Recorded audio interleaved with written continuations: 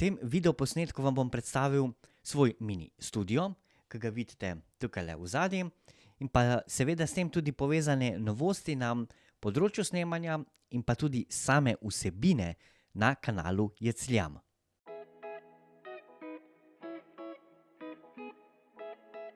Ali je kvaliteta zvoka in pa seveda tudi s tem slike pomembna za objavo YouTube posnetkov? Še vedno je najbolj pomembna sama vsebina in pa poleg tega tudi kvaliteta zvoka.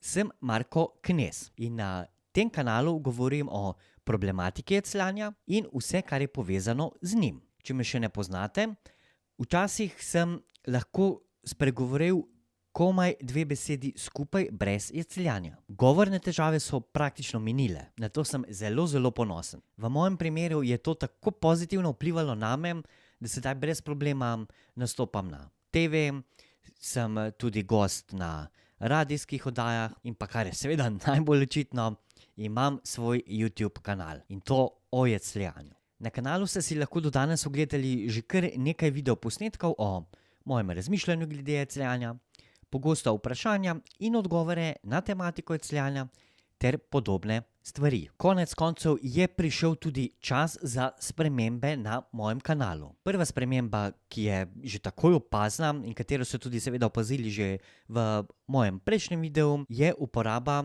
tega mikrofona. Moja želja je vedno bila, da bi imel tako imenovani video podcast, kjer se gledalca vidi in pa seveda tudi sliši. V ta namen sem si ustvaril novi podcast, snemalni studio, kot ga lahko vidite tukajle. Od tega videoposnetka naprej bo vsaj večina, poudarjam, večina videoposnetkov narejena na način, ki se trenutno predvaja tukaj pred vami. To pa seveda ne pomeni, da bodo vsi videoposnetki bili posneti na takšen način.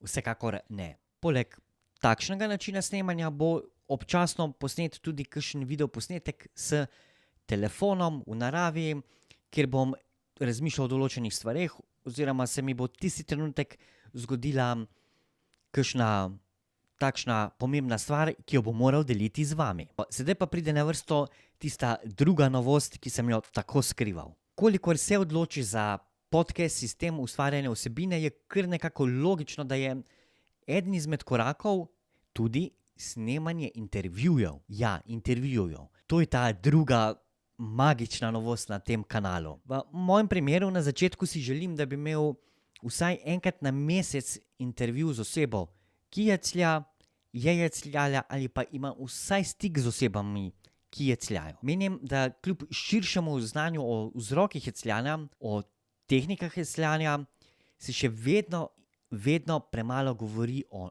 nas sami, ljudeh, ki jecljamo oziroma smo jecljali. Sam intervju bo vedno posnet na način, ki bo najbolj ugajal mojemu gostu. To pomeni, da bodo nekateri gosti privolili samo v audio intervju, ker pač so mičkeno bolj sramežljivi, kakor jaz takole pred kamero.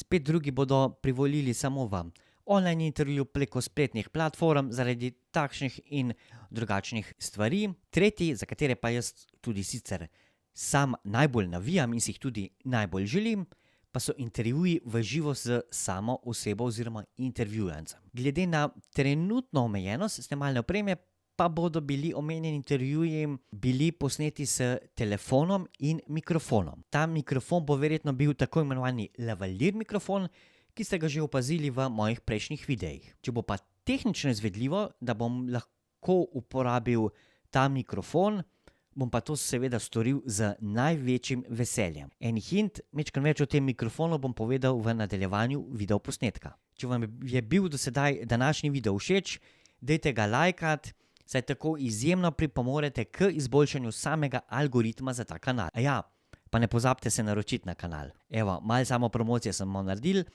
Zdaj pa kar gremo na kratko predstavitev tegale mojega ljubkega studia. Evo, še preden pa jaz to dejansko tudi naredim, dajte mi povedati, kakšen je vaš studio oziroma kakšno opremo vi uporabljate za vaše video in audio posnetke. Dajte zapisati dol v komentarjih. Dolgo časa sem razmišljal, kateri mikrofon bi uporabil, pogledal sem veliko reviewjev na samem YouTubu In na koncu sem se odločil za trenutno nekako best budget opcijo. In sicer to je tale mikrofon tukajle in to je Samsung Q2U. Kupil sem ga preko Amazona. Gre za dinamični mikrofon, kar pomeni, da mikrofon posname samo tisti vir zvoka, ki je zelo blizu samega mikrofona. Zdajle recimo lahko je test, ta prav odzunaj grmi, dež pada in mislim, da vi ne bi smeli nič slišati. Mikrofon ima opcijo USB in tudi XLR. Sam ga po testiranju z XLR kablom in tudi XLR audio vmesnikom, ki ga boste zdajle videli gor na sliki, sem se odločil, da ga uporabim kar preko USB vmesnika. Zakaj? Zaradi tega, ker mi pri XLR audio vmesniku preprosto ni bil všeč ta moj glas. Dejstvo je, da je potrebno pri teh različnih opcijah kar majčkeno testirati. Zdaj spet nekateremu drugemu bo verjetno XLR vmesnik in XLR kabel veliko bolj odgovarjali kakor USB. Evo, zdaj pa prišla na vrsto oprema za video snemanje. Kar se samih videoposnetkov tiče, je večina posnetih z spletno kamero Avermedia P2V513, ki je bila v času nakupa najboljša za svoj denar. Mislim, da je bila cena nekje okoli 180 € že kar nekaj časa nazaj. Gre za širokokotno spletno kamero z odlično resolucijo 4K seveda in odlično barvno reprodukcijo.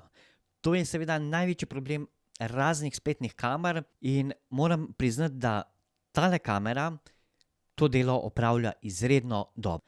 Kot ste tudi že v prejšnjem videu videli, ko sem uporabil B-roll, sem ga posnel s telefonom.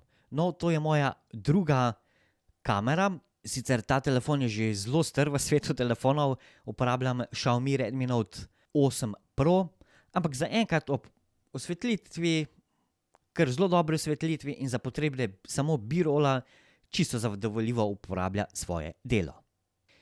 Evo, za Zoom konference in razne druge stvari in tudi za poslušanje svojih videoposnetkov, ko jih editiram, uporabljam tele slušalke. To so brezžične Bluetooth slušalke Logitech G933. Trenutno bi rekel, da so te slušalke že kar malo stare, ampak še vse nekje na sredini, kar se tiče kvalitete izdelave in pa predvsem, kar se tiče kvalitete zvoka. Evo, in pa še prišli smo do konca in to je sicer tale roka, ki jo uporabljam za mikrofon. To je Tonor T30, ki je v svojem cenovnem razredu definitivno best buy. Cena novega mislim, da je sedaj 40 €, ampak takrat, ko sem ga jaz kupil, je bila 50 €. So seveda veliko boljše roke, ampak to govorimo že o ceni 100 € in več.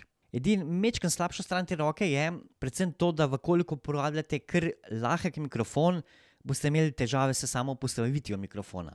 Recimo, kakor vidite tukajle, sam sploh nimam težav s postavitvijo te roke in mikrofona, ker je tale mikrofonček kar dosti težek.